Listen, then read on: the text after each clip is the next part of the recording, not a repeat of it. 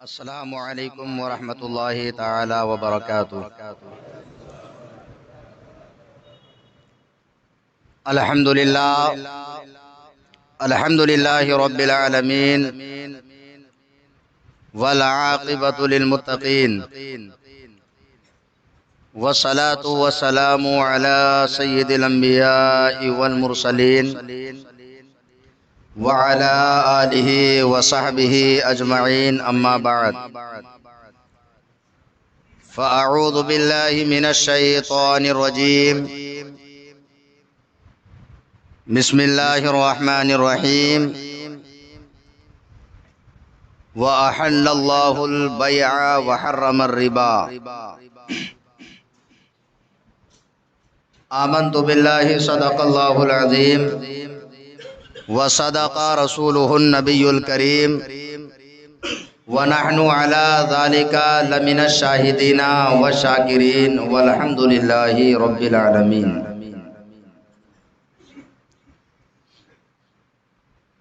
سب سے پہلے ہم اور آپ مل کر انتہائی عقیدت و محبت کے ساتھ ساری کائنات کے مرکز عقیدت مصطفیٰ جان رحمت،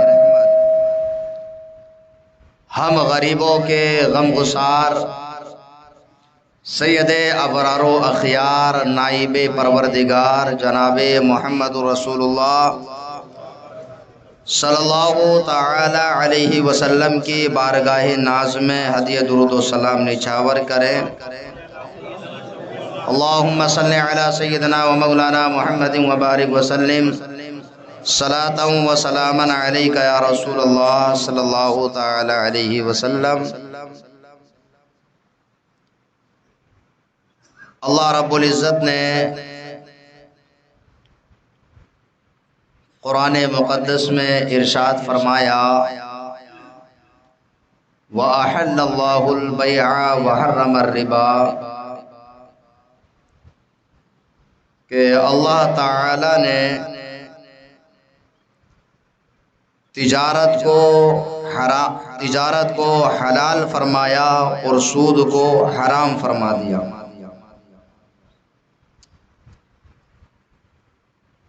تو جب تجارت حلال ہے اور سود حرام ہے تو یہ کہنا کہ سود بھی تجارت کی طرح ہے یا تجارت بھی سود کی طرح ہے، یہ کفار کا طریقہ ہے۔ جیسا کہ کفار نے کہا انما البیع مثل الربا، کہ تجارت بھی تو سود ہی کی طرح ہے۔ تو اللہ تعالی نے سود کو حرام فرما دیا، اور جب حاکم کا کوئی قول ہوتا ہے تو اس میں حکمت تلاش نہیں کی جاتی، بلکہ جب ہمارے رب کا فرمان ہے تو چاہے ہمیں اس کی حکمت سمجھ میں آئے یا نہ آئے، ہم کو اسے ہر حال میں حرام ماننا ہوگا اور حرام سمجھ کر کے اس کو ترک کرنا ہوگا۔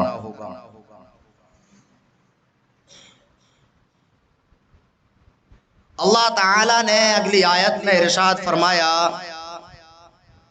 فَإِن لَّمْ تَفْعَلُوا فَأْذَنُوا بِحَرْبٍ مِّنَ اللَّهِ وَرَسُولِهِ، کہ اللہ تعالی نے ارشاد فرمایا جب آیت مقدسہ نازل ہوئی تو فرمایا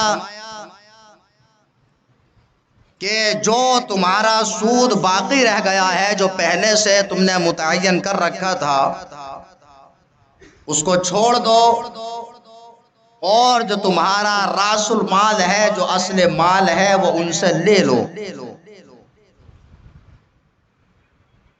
اور اگر کوئی اس بات کو نہیں مانتا ہے، وہ پھر بھی سود پر بضد رہتا ہے، تو اللہ تعالی نے ارشاد فرمایا فَأْذَنُوا بِحَرْبٍ مِّنَ اللَّهِ وَرَسُولِهِ، تو اللہ اور اس کے رسول صلی اللہ تعالی علیہ وسلم کا اعلان جنگ ہے۔ اب آپ غور و فکر کیجئے، اللہ تعالی نے یسألونک عن الخمر والمیسر قل فیہما اسم کبیر، اللہ تعالی نے شراب کو اور جوئے کو حرام قرار دیا۔ اللہ تعالی نے ارشاد فرمایا وَلَا تَقْرَبُوا الزِّنَا، زنا کے قریب نہ جاؤ۔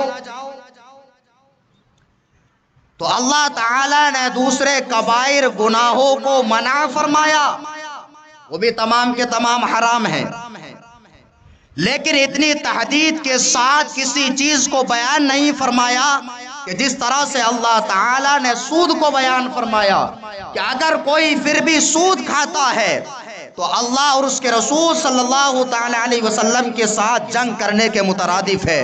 اب کون انسان یہ طاقت رکھتا ہے کہ اللہ اور اس کے رسول صلی اللہ تعالی علیہ وسلم سے جنگ کرے؟ آپ پورے قرآن مقدس کو پڑھیے، اللہ تعالی نے قرآن مقدس میں صرف اور صرف پیاز کھانے والوں سے فرمایا کہ ان کے ساتھ اللہ اور اس کے رسول صلی اللہ تعالی علیہ وسلم کا جنگ ہے، اور اللہ تعالی نے حدیث قدسی میں جو لوگ اولیاء کرام سے عداوت اور ان سے دشمنی رکھتے ہیں ان کے بارے میں فرمایا من عاد لی ولیا فقد آذنتہ بالحرب، جو میرے دوست سے، جو میرے ولی سے دشمنی رکھے اس کے لیے میرا اعلان جنگ ہے۔ تو اس سے پتہ چلا کہ سود کھانا یہ بہت بڑا گناہ ہے۔ اور سود کہتے کسے ہیں؟ اللہ کے رسول صلی اللہ تعالی علیہ وسلم نے ارشاد فرمایا کل قرض جرا منفعتا فہو ربا، کہ ہر وہ قرض کہ جس سے فائدہ حاصل کیا جائے وہ سود ہے، وہ ربا ہے۔ تو اب جب ربا حرام ہے تو پھر بھی انسان اس کو استعمال کرے تو یہ کتنے بڑے افسوس کی بات ہے۔ اللہ کے رسول صلی اللہ تعالی علیہ وسلم نے ارشاد فرمایا کہ سود کے 70 درجے ہیں، اور اس میں سے سب سے ادنا درجہ اپنی ماں کے ساتھ زنا کرنے کے برابر ہے۔ اور یہ الفاظ میں اس لیے بیان کر رہا ہوں کہ نبی کریم صلی اللہ تعالی علیہ وسلم کی زبان اقدس سے نکلے ہوئے الفاظ ہیں، اور نبی کریم صلی اللہ تعالی علیہ وسلم نے ارشاد فرمایا کہ جب رحمت والی راتیں آتی ہیں تو ان رحمت والی راتوں میں اللہ تعالی بڑے بڑے گناہ گاروں کی مغفرت فرما دیتا ہے، لیکن کچھ اشخاص ایسے ہیں کہ جن کے ان راتوں میں بھی مغفرت نہیں ہوتی ہے۔ انہی میں سے ایک شخص یہ بھی ہے جو بیاج کھاتا ہے، جو سود کھاتا ہے۔ مسلمانوں غور کیجئے کہ سود کھانا کتنا بڑا گناہ ہے۔ آج لوگ کیا کرتے ہیں، کسی کو کچھ پیسہ دیا اور اس کے عوض میں ہر مہینہ اس سے پیسہ وصول کرتے ہیں، اور یہی پیسہ وصول کرنا سود کہلاتا ہے۔ سیدنا حضرت امام اعظم رحمت اللہ تعالی علیہ آپ ایک جنازے میں شرکت کے لیے تشریف لے گئے۔ وہاں پر آس پاس میں کوئی درخت موجود نہیں تھا سوائے ایک دیوار کے سائے کے۔ اب تمام کے تمام لوگ دیوار کے سائے میں چلے گئے۔ امام اعظم رحمت اللہ تعالی علیہ سے عرض کی کہ حضور آپ دیوار کے سائے میں تشریف لے آئیں۔ تو سیدنا امام اعظم رحمت اللہ تعالی علیہ نے ارشاد فرمایا کہ جس شخص کی یہ دیوار ہے وہ میرا مقروض ہے، اور میں نہیں چاہتا کہ کہیں ایسا نہ ہو کہ میں اس کی دیوار کا سایہ حاصل کر لوں اور اس کی دیوار سے فائدہ حاصل کرنا یہ سود میں شامل ہو جائے کہ جس کو اللہ رب العزت نے حرام قرار دیا ہے۔ اور سود کی بہت ساری خرابیاں ہیں۔ جو انسان سود کا کاروبار کرتا ہے اس کے دل سے مروت چلی جاتی ہے، لوگوں کی ہمدردی چلی جاتی ہے۔ اسی لیے اللہ تعالی صدقات کرنے کا حکم دیتا ہے اور سود سے اللہ تعالی منع فرماتا ہے۔ جو انسان سود کا کاروبار کرتا ہے وہ کبھی بھی بطور استحسان، کبھی بھی بھلائی کے طور پر کسی کو قرض نہیں دیتا ہے، اور یہ کسی کو قرض نہ دینا، قرض حسنہ نہ دینا، یہ مروت میں شامل نہیں ہوتا۔ اور جو انسان کسی کو قرض حسنہ نہ دے کر کے سود پر کسی کو پیسہ دیتا ہے تو سمجھ جائیے وہ انسان اس غریب انسان کی بربادی کا انتظام کرتا ہے۔ اور اس سود سے، جیسا کہ میں نے پچھلے جمعے میں بھی بتایا، اس سے قوم کی قوم نہیں بلکہ اس سود کے ذریعے ملک کے ملک تباہ اور برباد ہو گئے۔ تو اس لیے مسلمانوں کو اس سود جیسی بیماری سے بچنا چاہیے، اور یہ سود لینا حرام قطعی ہے۔ اگر کوئی انسان سود کو حلال سمجھتا ہے تو جس چیز کو اللہ تعالی نے حرام قرار دیا اس چیز کو حلال سمجھنا یہ کفر ہے۔ اگر کوئی انسان پھر بھی اتنا سننے کے بعد سود کو اپنے لیے حلال سمجھتا ہے وہ انسان دائرہ اسلام سے خارج ہو جائے گا۔ اور اگر کوئی انسان اس کو حرام سمجھ کر کے کھاتا ہے اور حرام سمجھ کر کے لیتا ہے تو وہ انسان سخت گناہگار ہے۔ اللہ کے رسول صلی اللہ تعالی علیہ وسلم نے ارشاد فرمایا کہ معراج کی رات کچھ ایسے لوگوں کو دیکھا کہ جن کے پیٹ جو ہے کمروں کی برابر تھے اور اس میں بڑے بڑے سانپ تھے۔ اللہ کے رسول صلی اللہ تعالی علیہ وسلم نے حضرت جبریل امین سے پوچھا، اے جبریل یہ کون لوگ ہیں؟ تو حضرت جبریل امین نے سرکار کی بارگاہ میں عرض کی، یا رسول اللہ صلی اللہ تعالی علیہ وسلم یہ وہ لوگ ہیں جو دنیا کے اندر سود کا کاروبار کیا کرتے تھے، جو لوگ سود کھایا کرتے تھے۔ اب مسلمانوں غور کیجئے کہ اگر کسی انسان کے پیٹ میں اگر کوئی چھوٹا سا کیڑا چلا جائے وہ انسان کتنا بے چین اور بے قرار ہوتا ہے۔ اب اگر کوئی سود کھاتا ہے تو سود کھا کر کے وہ اتنے بڑے بڑے سانپوں کو اپنے پیٹ کے اندر کیسے برداشت کر سکے گا، کیسے ان کی تاب لا سکے گا؟ اس لیے چاہیے کہ مسلمان سود کے کاروبار سے دور رہے۔ اور اللہ کے رسول صلی اللہ تعالی علیہ وسلم نے یہاں تک ارشاد فرمایا، دیکھیے شریعت میں کیا ہوتا ہے، ایک سلطنت میں اور شریعت میں بنیادی فرق یہی ہے کہ بہت ساری سلطنتیں اور حکومتیں کسی چیز پر بین بھی لگا کر کے رکھتی ہیں، دوسری طرف چور دروازے سے اس کی اجازت بھی دیتی ہیں، لیکن اسلام میں ایسا نہیں۔ اسلام ایک ایسا نظام ہے کہ جو چیز حرام ہوتی ہے وہ ہر طریقے سے حرام ہوتی ہے، نہ اس کو کوئی بادشاہ نہ کوئی سلطان اس کو جائز قرار دے سکتا ہے۔ اور جس طرح سے کوئی چیز حرام ہوتی ہے تو ایسا نہیں ہوتا ہے کہ اس کا لینا اور دینا حرام ہو، بلکہ اس پہ کسی طرح کی مدد کرنا یہ بھی حرام ہوا کرتا ہے۔ اللہ کے رسول صلی اللہ تعالی علیہ وسلم نے ارشاد فرمایا کہ سود لینا اور سود دینا، سود لینے والے اور سود دینے والے اور سود کے بارے میں لکھنے والے، اس کی کتابت کرنے والے اور سود پر گواہ بننے والے، ان تمام کے تمام لوگوں پر اللہ کے رسول صلی اللہ تعالی علیہ وسلم نے لعنت فرمائی۔ اب کوئی انسان یہ نہ سوچے کہ میں سود کا کاروبار تو نہیں کرتا، لیکن اگر وہ سود پر گواہ بنتا ہے تو وہ بھی گناہ میں اس کے ساتھ برابر کا شریک ہے۔ اس لیے یہ اتنا بڑا گناہ ہے کہ اس سے لوگوں کو روکا بھی جائے اور خود بھی رکا جائے۔ اور آج سود کے طور پر لوگ جو ہے طرح طرح کے جو ہے حیلے اور بہانے کرتے ہیں۔ بہت سارے لوگوں کو دیکھا گیا وہ کیا کرتے ہیں کہ اپنے مکان کے اندر خود رہ رہا ہے اور اس انسان نے اپنا مکان کسی کو دیا 5 لاکھ ہیوی کے نام پر اور خود ہی رہ رہا ہے، اور اس شخص کو جو ہے وہ ہر مہینہ 5,000 یا 10,000 جو بھی متعین ہوتا ہے وہ اس کو ادا کرتا ہے۔ یہ بھی ایک سود کی اور بیاج کی صورت ہے، مسلمانوں یاد رکھیے۔ ان تمام چیزوں سے بچنا چاہیے، اس لیے کہ اگر کوئی انسان اپنے پیسے کے ذریعے اس پر فائدہ حاصل کرتا ہے تو یہ بیاج میں شمار ہوتا ہے، سود میں شمار ہوتا ہے۔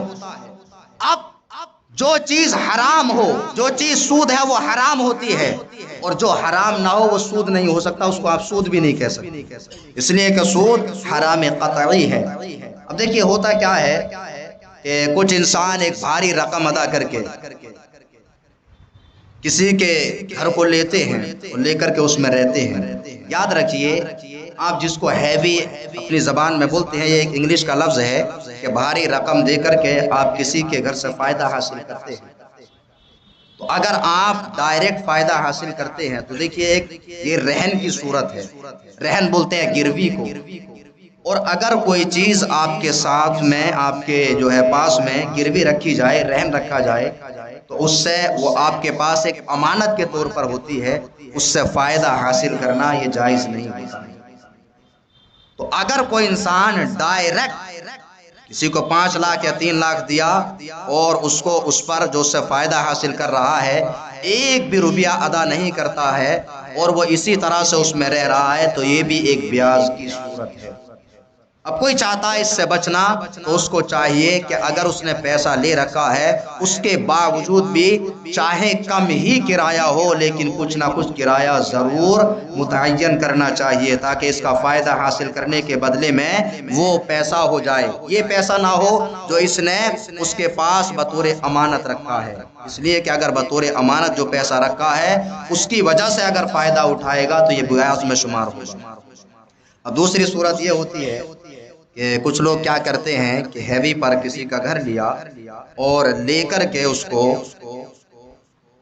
چند پیسے جو ہے اس کو کرائے کے دیتے ہیں اور دوسرے کو کرائے پہ اٹھا دیتے ہیں۔ خود رہنا تو سمجھ میں آتا ہے، اس کو ضرورت ہے، تو یہ صورت بھی مکروہ ہے شریعتاً۔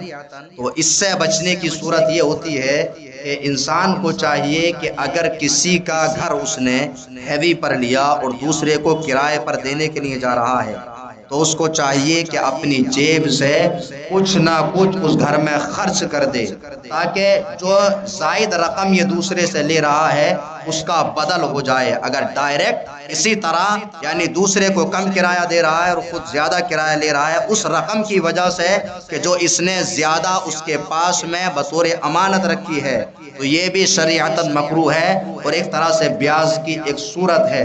تو اس سے بچنے کا طریقہ یہ ہے کہ کچھ نہ کچھ اس گھر کے اندر خرچ کر دیا جائے، اس کے بعد جتنا کرائے پر چاہے یہ اس کو اٹھا سکتا ہے۔ بہرحال یہ بہت ساری باتیں تھیں میں نے آپ تک پہنچائیں۔ ہر صورت میں بیاج کی اور بھی بہت ساری صورتیں ہو سکتی ہیں، ان تمام چیزوں کا ہم یہاں پر احاطہ نہیں کر سکتے۔ انسان کو ایک ایک قدم سوچ سمجھ کر کے اٹھانا چاہیے، اس لیے کہ یہ سود لینا اور دینا، اس پر گواہ بننا، اس کو لکھنا، یہ کبیرہ گناہوں میں سے ہے، بہت بڑا گناہ ہے، حرام قطعی ہے۔ ہر اعتبار سے اس سے بچنے کی کوشش کرنا چاہیے۔ اللہ رب العزت ہم تمام کو اعمال کی توفیق عطا فرمائے اور پروردگار عالم ہم تمام لوگوں کو سود جیسی بیماری سے بچنے کی توفیق عطا فرمائے۔ آمین۔ وآخر دعوانا الحمدللہ رب العالمین۔ السلام علیکم ورحمۃ اللہ وبرکاتہ۔